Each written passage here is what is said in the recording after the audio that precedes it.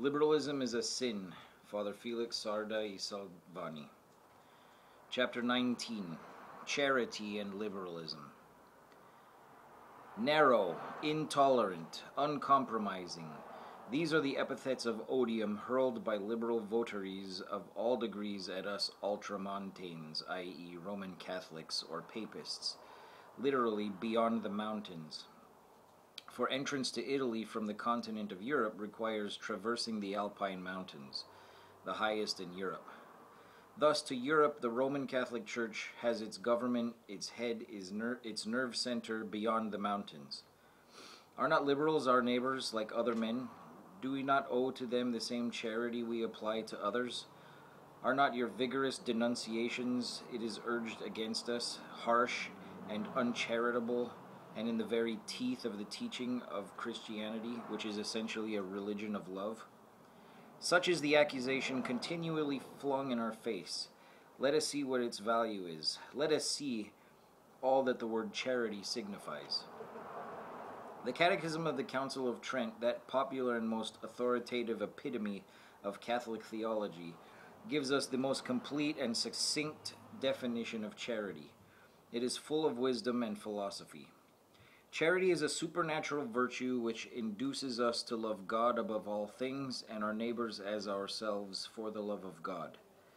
Thus, after God, we ought to love our neighbor as ourselves, and this is not just in any way, but for the love of God and in obedience to His law. And now, what is it to love? Amare est vele bonum, replies the philosopher. To love is to wish good to him whom we love. To whom does charity command us to wish good? To our neighbor, that is to say, not to this or that man only, but to everyone. What is that good which true love wishes? First of all, supernatural good, then goods of the natural order which are not incompatible with it. All this is included in the phrase, for the love of God. It follows, therefore, that we can love our neighbor when displeasing him, when opposing him, when causing him some material injury, and even on certain occasions when depriving him of life. In short, all is reduced to this. Whether in the instance where we displease, oppose, or humiliate him, it is or is not for his own good, or for the good of someone whose rights are superior to his, or simply for the greater service of God. If it is shown that in displeasing or offending our neighbor we act for his good, it is evident that we love him, even when opposing or crossing him. The physician, cauterizing his patient or cutting off the gangrened limb, may nonetheless love him. When we correct the wicked by restraining or by punishing them, we do nonetheless love them. This is charity, and perfect charity. It is often necessary to displease or offend one person, not for his own good, but to deliver another from the evil he is inflicting. It is then an obligation of charity to repel the unjust violence of the aggressor. One may inflict as much injury on the aggressor as is necessary for defense. Such would be the case should one see a highwayman attacking a traveler. In this instance, to kill, wound, or at least take such measures as to render the aggressor impotent would be an act of true charity. The good of all good is the divine good, just as God is for all men the neighbor of all neighbors. In consequence, the love due to a man, inasmuch as he is our neighbor, ought always to be subordinated to that which is due to our common Lord. For his love and his service, we must not hesitate to offend men. The degree of our offense toward men can only be measured by the degree of our obligation to him. Charity is primarily the love of God, secondarily the love of our neighbor for God's sake. To sacrifice the first is to abandon the latter.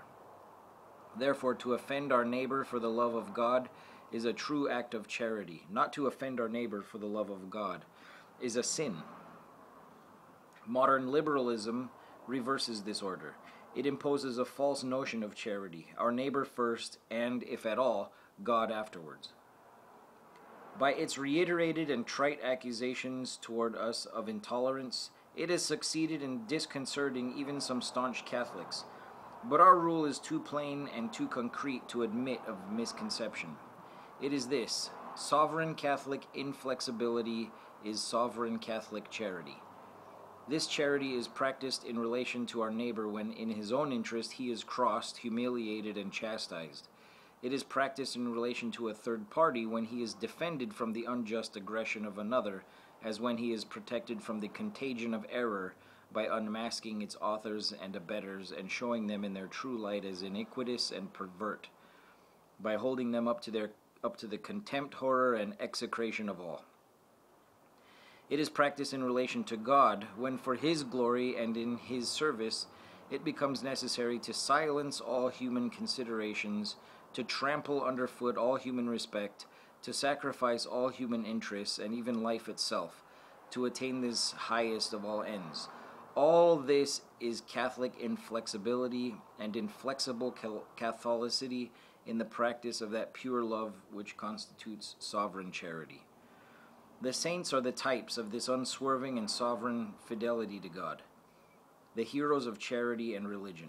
Because in our times there are so few true inflexibles in the love of God, so also are there few uncompromisers in the order of charity. Liberal charity is condescending, affectionate, even tender in appearance, but at bottom it is an essential contempt for the true good of men, of the supreme interest of truth, and ultimately of God. It is human self-love usurping the throne of the Most High and demanding that worship which belongs to God alone.